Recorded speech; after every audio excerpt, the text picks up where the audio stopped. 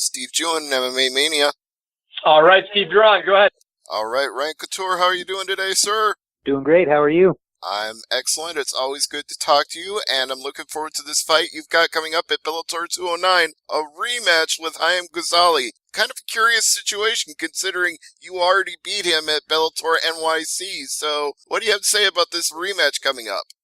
I think it's a fun opportunity, and I'm excited to go and see Israel. And obviously, he wanted another crack at me, then I didn't do it well enough the first time, so I got to go in there and really put a stamp on this one and make him reconsider whether that was a good choice. That's true, but he probably feels like he'll have the home country advantage with a roaring partisan crowd at Menorah Miftachim Arena. Do you think that's going to help him at all? I think that'll be good motivation for him. I'm expecting him to kind of come out like gangbusters and really be aggressive, and going to have to settle him down and get him backing up and kind of get back into some of the groove that we fell into in the first fight and just start to break him down. Definitely, I expect him to come out a little more fired up this time. You definitely had a groove going in the last fight because it seemed like he had no answer for your takedowns. He had no answer for your ground game. He just, if I can be so bold, he looked kind of old out there with you. Oh, you said it, not me. Well, I like to be honest when I'm talking about fights, and I also have to be honest about the fact that right now it's a little bit of a rough road because Haim is the last guy you beat in the last 4 fights. So is this the start to get back on track in Bellator? Yeah, it's definitely a necessary step. Obviously my run at lightweight or near there the last couple of years has been about as bad as it could be. So got to start making things right here and see what the next opportunity is. Just keep taking them one at a time and continuing to try and improve. Despite the outcomes, I feel like I've grown and gotten better as a fighter and as a martial artist, and so it's just been frustrating not to be able to show that off as much. That's true, and they always say that you learn more from a loss than a win, and you've probably learned just about as much as you want to from those losses. Yeah, I've had enough of those lessons. Indeed. What is the thing that you focus the most on improving in this camp as you prepare to face him again? I think we just have a little better idea of what his arsenal looks like, particularly on the ground. So trying to make sure we're prepared for what he's likely to throw at me, and then continue to sharpen up my game, make myself more dangerous in those positions too. So, looking at things that maybe I could have done slightly better, despite the fact that they worked well enough the first time around. We're just trying to be that much more effective in every position so that hopefully we can get him out of there inside the distance this time. With 2 of the last 4 losses coming by knockout, is striking something that's also been a focus, or is that more a testament to just how hard Pitbull and Sadawat hit? Yeah, I think if you look at both those guys' resumes, they knock out a good percentage of the people they get in there with. So, obviously striking's probably the weakest area of my game, and as such, it's always a focus. I'm always trying to get better there, but I think those knockouts say more about just how truly powerful both those guys are than they do about me not putting enough time in on my striking. I think so as well. And what's the atmosphere like in Las Vegas right now with everybody preparing for big fights like yours coming up and so many others? The gym has been a madhouse. We've had just a lot of people really peaking all at once, and it's been good energy in the room. Everybody's getting great work in, and coaches don't seem to know which way is up. They're traveling so much with everybody fighting all over the place, especially with that PFL tournament going on. We've had a ton of guys in here that have been competing in that. That's been keeping things pretty hectic, but it's good. We like that. That busy, high energy feel is I think better for all of us. Keeps us all training at a high level. If we had a long break and no one was fighting, I have a feeling it'd be a little bit of a ghost town in here. It'd be tough to get too fired up. Yeah, that's true. I was watching a UFC fight not too long ago with an Extreme Couture fighter out there in the octagon, and I could hear Ray Sefo calling out instructions, and he was never mentioned once on commentary. I'm like, how is it that you can hear Sugar Ray Sefo and the people calling the fights don't even mention his name once? That is surprising. I didn't. I don't know which fight that was, but I don't remember noticing it. But that's pretty funny. It was to me, because I've interviewed Ray so many times. I'm like, I know that voice. I know who's calling out those moves. Oh yeah, it's unmistakable. You'll see other shows like the Access TV fights or whatever, and you hear his name 30 times around. They can't say enough about him. So it's kind of funny to hear that. I was kind of wondering if Just maybe how much it varies from promoter to promoter. right, if they were like taking something from the PFL personally, and then I was thinking, no, that can't be possible because I've seen them use Professional Fighters League and WSOF footage when they're building up guys like David Branch. They show that footage. Yeah, it seems like they've always had a reasonably good working relationship. They don't seem to have that same rivalry that they do with damn near every other promotion that comes around. So I'm not sure what that's about. Yeah, I don't either. But enough about that, and back to you in this fight. You said that you're looking forward to going to Israel. Is there anything in particular that you want to see while you're there? Obviously can't play tourist too much before the fight, but we're going to stick around a couple days after. So would love to get to Jerusalem and the Dead Sea if possible, but just going to kind of take it as it comes and figure out what time will allow. For first and foremost, got to get out there and win this fight. Now, I talked to Emmanuel Sanchez a little bit ago, and he was all pumped up about it and saying he's got the right name to be there because, you know, Emmanuel is a holy name after all, and he feels like everything is coming together for a blessed performance for him. Would you say the same? Do you feel like you're blessed to be going to Israel to have this fight?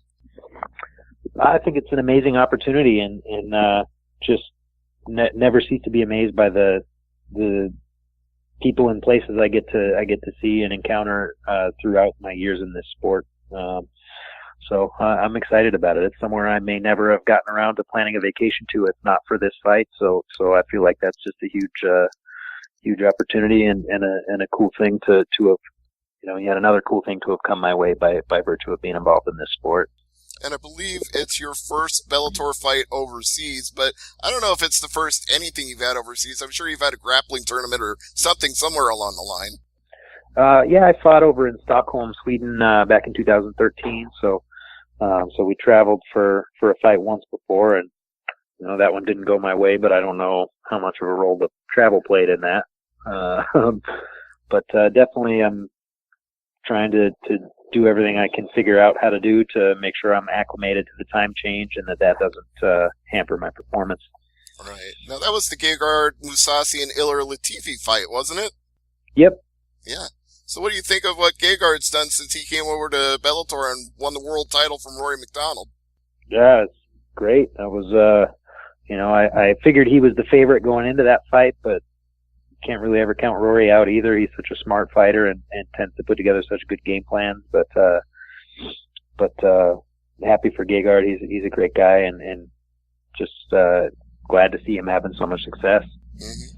And you know, Rory is somebody you could be facing down the line as well if you put together a few wins in a row, because he'll be looking to make a comeback, and you know he's going to need to beat a few people to get back up to where he was before. Yeah. I don't know that I'll be hanging around and taking a lot of fights at welterweight, but if the opportunities are right, I'm game. Oh, so you're looking to go back down to 155 then here in the near future? Yeah, I think that's a better home for me. I'm not even that big for lightweight, so I'm definitely undersized at welterweight. I don't know that it's a good long-term home for me. That's understandable, but how is the weight cutting going to be for that? I mean, obviously you're not cutting too much weight going to 170, but at 155, is it going to be a difficult cut going back to that? You know, I didn't put too much on after my last fight at 160, so I feel like it wouldn't take too much if I needed to get back to 55 in the not too distant future. It wouldn't be a big overhaul at all. It does seem like there's a lot of flex right now between 155 and 170 because, for example, Sadawad, who you fought, he's been going back and forth between the two as well. Yep, and it's one thing that I really appreciate about Bellator is that they're much more interested in making the fights that people want to see and making fun matchups than they are concerned about, you know, making people stay in one weight class and really being strict about, you know, whatever kind of hierarchy or ranking process they're working through. They just want to make fun fights, and so you see a lot of these kind of catch weight matchups and just to get the styles together that people want to see go at it. So I appreciate that, and I think it's just more fun for the fans and opens up a lot of opportunity for us fighters as well. And I think it's also more honest in some ways because when you have a situation where a fighter isn't even ranked and he's getting a world title shot like Brock Lesnar is getting against Daniel Cormier, what do rankings actually mean? Oh, I feel like less and less all the time. It seems like those belts have, they feel like they have to put one up for grabs every time there's a big event, and it's really diluted how much it means to have one of them. Oh, so, preach. Yeah, I think. Yeah, I feel the same way, especially when they create interim titles and then strip people of interim titles. It's like you're just creating a situation where nobody cares about a title. Yeah, it means less and less, so they're less effective as a marketing tool, which is the main reason they keep doing that stuff, and I think it's kind of self-defeating. Whereas with Bellator, you know who the champions are, it's easy to say them off the top of your head, and every title defense means something because you don't have people just jumping in and automatically becoming number one contender out of nowhere. Yep, absolutely. I like seeing the Grand Prix format making a comeback too. I think that takes a lot of the kind of debate out of the rankings, and if you're fighting for that title, it's because you won those fights in a row and you earned it, and you can't argue that those guys don't belong there. Mm-hmm. And speaking of which, Ryan Bader coming up here, he's going to have that fight with Fedor on January 26th. How are you feeling about that? Oh, I can't wait. It's going to be a good scrap, I think. Bader impressed me a lot against Mitrione, and I thought just the size difference and the athleticism of Matt might give him some trouble, but he put on a clinic, and it'll be interesting to see if he can do the same to Fedor. Obviously, that's a completely different animal, much better grappler, and has given a lot of people problems over the years. So I'm really looking forward to seeing how that one plays out. Yeah, me too. I definitely 100% agree with your analysis of that, because I thought the size was going to be too much for him to handle, and he 100% proved me wrong. I have to eat my hat on that fight because he just took him down and made Mitrione completely ineffective. Yep, wore him out. And just, I was really shocked how one-sided it ended up being. Well, the scores definitely reflected how one-sided it was, so it was quite a performance by Bader, so people should not be doubting him going into the finals, and, quite frankly, people shouldn't be doubting you too, because, as we've already said, you faced some really difficult guys in your last 4 fights, so nobody should be taking that away from you at this point. They should still be ready for a great Ryan Couture coming up here with Haim Gozali. Absolutely. I'm feeling fired up and motivated and well prepared, and just ready to get the travel out of the way and go have some fun. All right. Well, before you do that, before you get on that plane and head over there, please go ahead and plug anybody you want and anything you want. Oh, man. I should always expect that, but I always draw a blank. But just always my team, my family here at Extreme Couture are so good to me, and the gym's doing big things, and I encourage everybody to keep an eye on us, and you're going to never see any shortage of tough fighters coming out of here well prepared. So just thankful to be a part of it. That's for damn sure. Extreme Couture always represents well at every show I see them on, and you will be no exception to that here at Bellator 209 in Tel Aviv at Menorah Miftachim Arena. Ryan, it's always a pleasure. Thank you so much. My pleasure. Thank you.